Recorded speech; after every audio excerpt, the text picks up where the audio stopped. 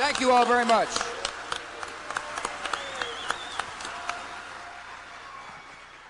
Thank you all very much for that warm welcome. Mr. Mayor, I'm honored to be in your presence. This man is a great mayor of a great city.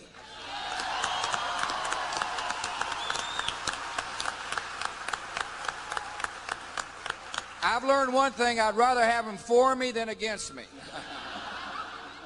And the good news is he is for the people of Chicago. And that's important, Mr. Mayor. Michael, thank you very much for having us here. We're honored to be able to come and to talk about how to make America a more compassionate and better place for all people.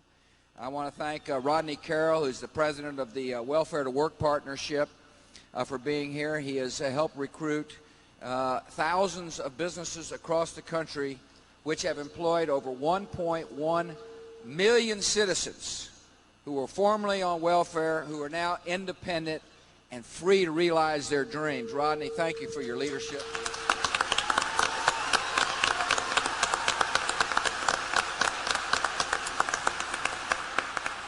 I want to thank my two new friends who are here, with whom we'll be discussing their lives and how important work is for the future of their family. I want to thank members of the congressional delegation who are joining us today. Senator Peter Fitzgerald, thank you, Peter, for coming.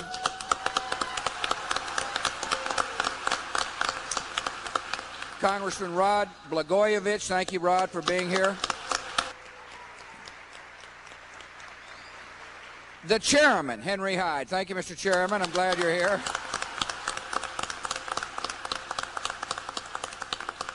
I'm looking forward to flying back to Washington with the chairman on Air Force One. I have announced this morning at the South Lawn of the White House that we've reached an agreement with Russia on a treaty that will substantially reduce our nuclear weaponry, so that we can enter into a new era of relations with Russia. I can't wait to explain it to you, Mr. Chairman, and I appreciate your support.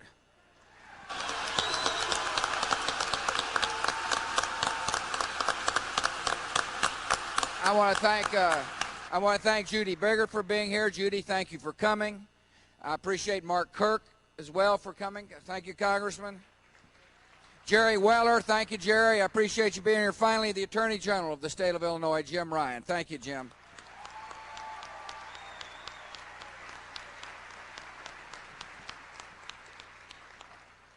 I want you to know that we're here to talk about how to make America better. Before we talk about that, I want to remind you of one thing. My job is also to make sure America is safer. And the best way to make America safe is to not only have a homeland security strategy that will support our mayors and our police and fire and EMS teams all across America, but to make America safe, we got to hunt these killers down one by one and bring them to justice.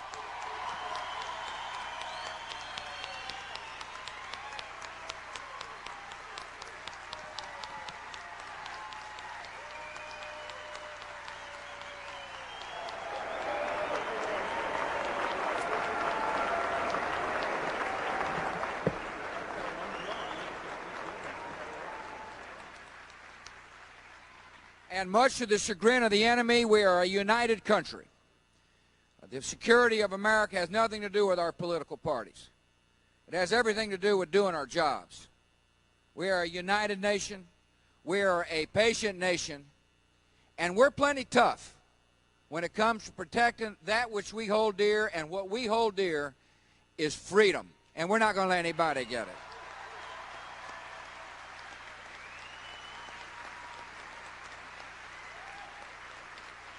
I can't imagine what was going through the mind of those people. They must have thought we were so materialistic, so self-absorbed, that all we was going to do is maybe file a couple of lawsuits.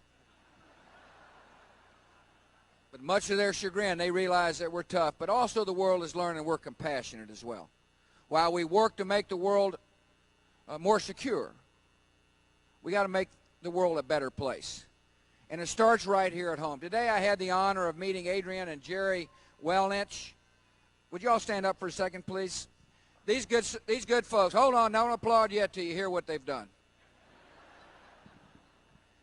They have fostered over 90 children over the last 35 years.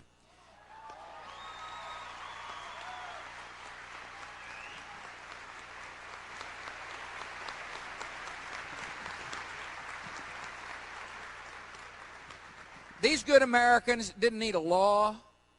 They didn't need a government telling them what to do.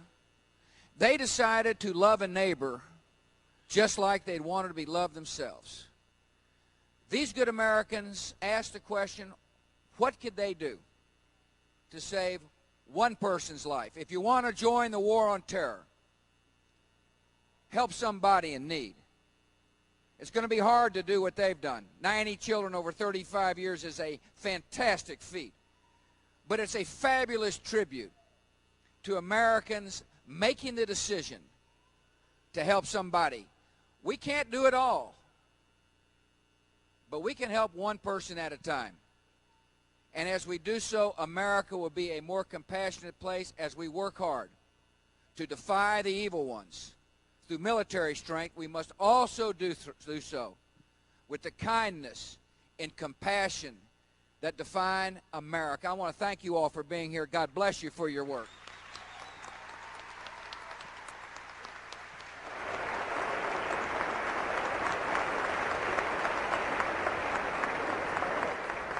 And we can continue to make America a better place by helping people find work. We can help America be a compassionate, decent land where hope can penetrate places of despair and despondency by helping people find a job. And that's what we're here to talk about as we reauthorize the welfare bill. It is essential that a central component of that bill be work. We must set high standards. Over the next 5 years, the states, and working with the local governments, ought to place 70% of the people on welfare into a job. It is important not only for our society, it's important for the people. Because as you're about to hear, job is such an important part of a person's dignity, a person's future. And so one of the things about welfare to work is not only do we need to encourage businesses to provide a place, we got to encourage states to get after it, to provide training and help.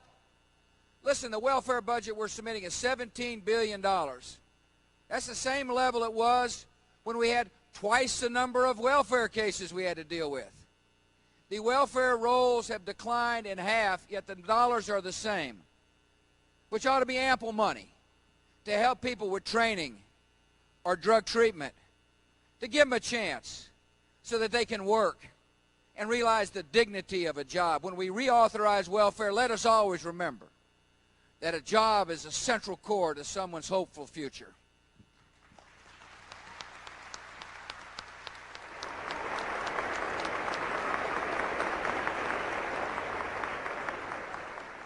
I want to make 3 other points, and then I promise, Mr. Mayor, I'll be quiet for a brief period of time. The best way to help people avoid welfare is education. Mr. Mayor, I want to thank you for setting high standards for the public schools of the city of Chicago.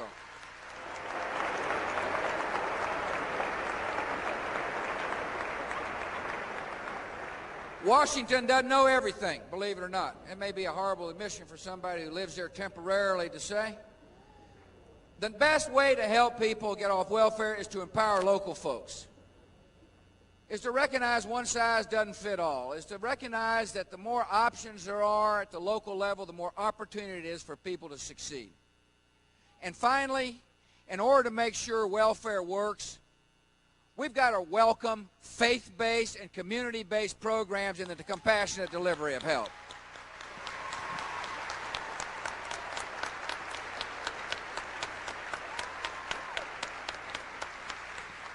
We shouldn't fear faith in our society. We ought to welcome faith. We ought to welcome the programs that come out of our inner city churches, our synagogues, and mosques. Our government ought to say you ought to be able to access federal money to help people in need without losing your mission in order to make sure that welfare works.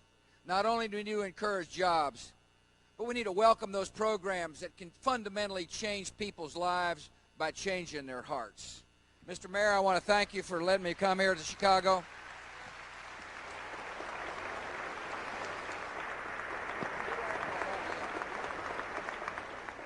So I've been talking too much. So what I'm going to do is ask Rodney Carroll, who's in charge of this Welfare to Work partnership. One of the things I preach is personal responsibility. There's also such things as corporate responsibility in America. CEOs have the responsibility not only to make sure that we all understand fully their assets and their liabilities, that there's full disclosure, but they have the responsibilities of helping the communities in which they live. Mike has done a fabulous job doing that for Big Brown, and Rodney's in charge of lining up corporate America to do that as well. Welcome, Rodney.